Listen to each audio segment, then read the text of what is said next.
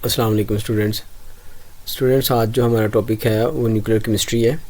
हम लोग डिस्कस कर रहे हैं न्यू 9th क्लास 2025 के सिलेबस के अंदर चैप्टर नंबर 1 जो है नेचर ऑफ साइंस, उसका जो टॉपिक है वो न्यूक्लियर केमिस्ट्री है। उसको हमने डिस्कस करना है। यहाँ पे न्यूक्लियर वर्ड है और केमिस्ट्री।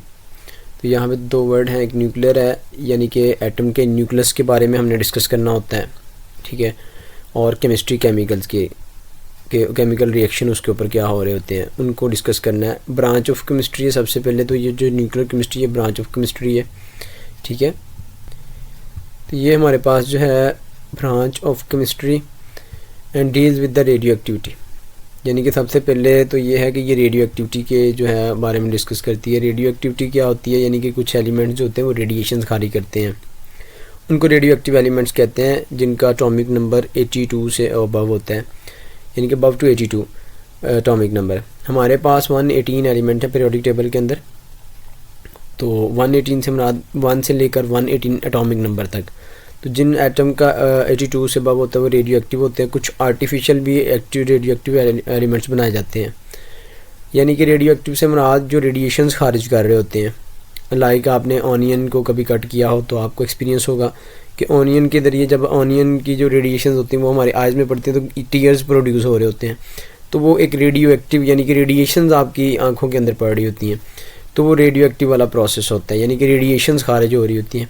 इस तरीके से इसके अंदर हम न्यूक्लियर प्रोसेस को पढ़ते हैं। ये न्यूक्लियस के ऊपर जो है वो न्यूट्रॉन्स की बम्बारमेंट करवा के हैवी न्यूक्लियस को हम स्मॉल न्यूक्लियस के अंदर डिवाइड करते हैं। साथ में न्यूट्रॉन्स प्रोड्यूस होते हैं या कुछ एनर्जी खारिज हो रही होती है, तो उस एनर्जी को हम लोग यूज़ कर रहे होते हैं, ठीक है। पावर जनरेशन ऑफ इलेक्ट्रिसिटी के अंदर वो न्यूक्लियर प्रोसेस में आता है। एंड प्रॉपर्टीज़, और उनकी प्रॉपर्टीज़ पढ़ते हैं, यानी कि जो रेडिएशंस हैं ये किसी बॉडी पर पड़ेंगी उसका क्या असर होगा। जैसे कुछ रेडिएशंस जो हैं बड़ी ख़तरनाक होती हैं, डेंजरस होती हैं, जैसे एक्स रेज़ है, आपने देखा होगा कि keep away from the room. X rays के बाहर लिखा होता है, अगर हॉस्पिटल में आप कभी विज़िट किया हो तो उसमें लिखा होता है ना एक्स रेज से कीप अवे, कि दूर रहें इससे, क्योंकि वहाँ पे रेडिएशंस हैं वो बॉडी के ऊपर पड़ती हैं तो बॉडी के टिश्यूज़ को डैमेज करती हैं, ठीक है। नॉर्मल आइज़ वगैरह तो इस तरीके से वो उसमें इफेक्ट होते हैं, डिफेक्ट्स होते हैं। इसका जो प्राइमरी फोकस होता है हमारी न्यूक्लियर केमिस्ट्री का वो एटॉमिक एनर्जी के ऊपर होता है। हम जो ज़्यादातर यूज़ करते हैं इसको एटॉमिक एनर्जी प्रोड्यूस करवाने के लिए यूज़ कर रहे होते हैं। एंड इट्स एप्लीकेशन, कि उसको इस्तेमाल कहाँ पे करना है एनर्जी को, ठीक है।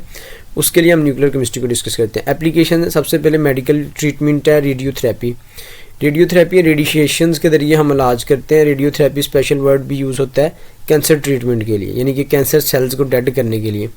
यहाँ पे रेडिएशन थेरेपी जो है वो आपको दिखाई गई है, जिसके अंदर है external beam radiation therapy, EBRT दिखाया गया है। एक्सटर्नल है मतलब रेडिएशंस है उसको हम जो है वो पेनिट्रेट करवा रहे हैं by the outside of the body.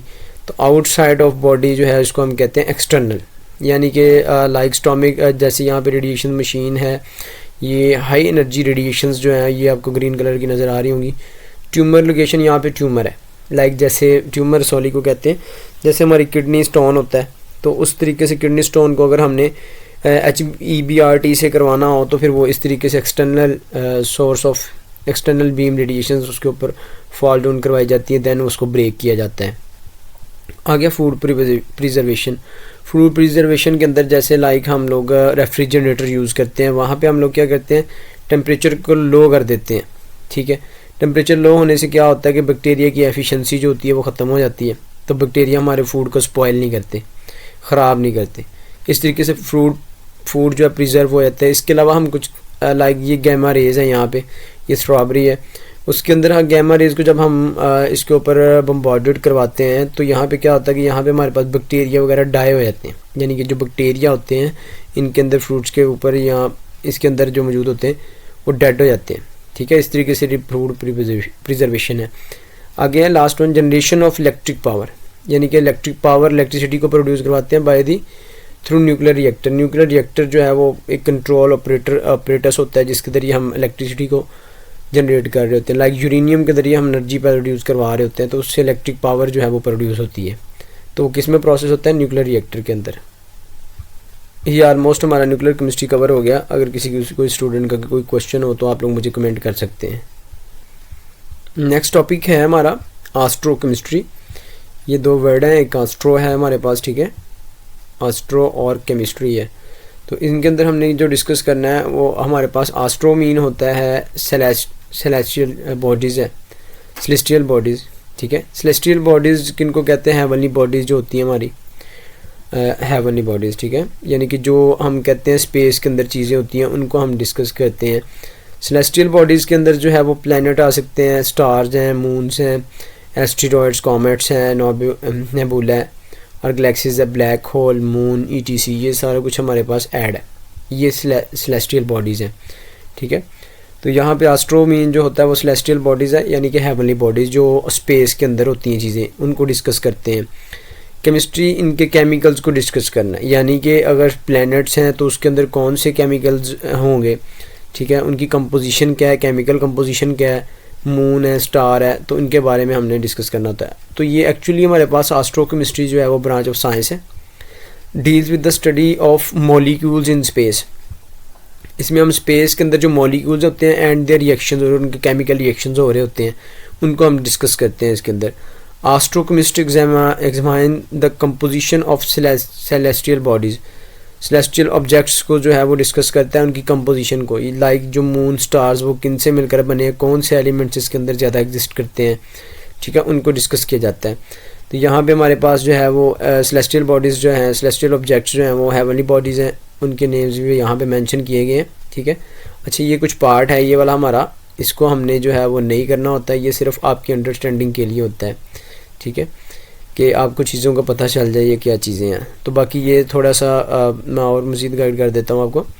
यहाँ पे ये स्टार्स हैं, प्लैनेट्स हैं, मून्स हैं, एस्टेरॉयड्स हैं, कॉमेट्स हैं, नेबुला है, ठीक है, स्टार क्लस्टर्स हैं, गैलेक्सीज, इस तरीके से हमारे पास ब्लैक होल है, डार्क मैटर है, क्वासार्स हैं। तो ये सारी चीज़ें हमारे पास जो हैं ये सेलेस्टियल बॉडीज़ हैं, सेलेस्टियल ऑब्जेक्ट्स हैं। अब हमने इसकी एग्जांपल को डिस्कस करना है। यहाँ पे हम एक सेलेस्टियल बॉडीज़ को डिस्कस करेंगे, लाइक नेबुला है, which are massive cloud of gas and dust in the space. इसमें यानी कि गैसेस हैं और डस्ट है, यानी कि जैसे अर्थ है ना, इसके ऊपर कुछ सॉलिड्स मटीरियल्स भी हैं, जबकि यहाँ पे हमें गैस और स्पेस के अंदर जो डस्ट है, तो ये दोनों जो हैं वो ऑलमोस्ट इसमें सम बिट डस्ट पार्टिकल में सॉलिड आ रहे हैं, जबकि ऑलमोस्ट गैस आ जाती है।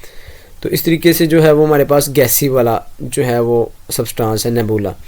दे are advance tools like telescope and spectrometer. यहाँ पे हम लोग जो है वो इसको कैसे जो है वो एनालाइज करते हैं, बाय यूजिंग द टेलीस्कोप और स्पेक्ट्रोमीटर जो है वो उसको यूज़ करते हैं। Analyse the light emitted or absorb by these objects. तो ये कैसे इन ऑब्जेक्ट्स के ज़रिए एनालाइज द लाइट को हम एनालाइज करते हैं, कैसे जो है वो अब्जॉर्ब हो रही है, एमिट हो रही होती है इनके थ्रू। तो वो वाला प्रोसेस जो होता है उसके ज़रिए हम लोग इनको डिस्कस कर रहे होते हैं कि वहाँ पे डस्ट पार्टिकल्स हैं, वहाँ पे गैसेस हैं। By doing so they can determine which element or compounds. तो इसके ज़रिए हम लोग फाइंड करते हैं कौन से एलिमेंट्स और कंपाउंड जो हैं वो प्रेजेंट हैं इन द नेबुला, यानी कि नेबुला के अंदर जो है वो कौन कौन से जो हैं वो प्रेजेंट हैं हमारे पास, ठीक है, केमिकल एलिमेंट्स या कंपाउंड्स, तो उनको हम डिस्कस करते हैं। तो यहाँ पे जो है वो एरो के जरिए आपको दिखाया गया, ये हमारे पास एक पिक्चर जो है नेबुला की है, ठीक है, जिसके अंदर गैसेस और हमारे पास जो है वो डस्ट पार्टिकल्स हैं। ओके, एक जो है हमारी नासा इंस्टीट्यूट, ठीक है, national aeronautics and space administration है। तो ये US का है, यूनाइटेड स्टेट ने बना हुआ है, मतलब यूनाइटेड स्टेट है, ठीक है, उसके ये जो है ये कंपनी है नासा।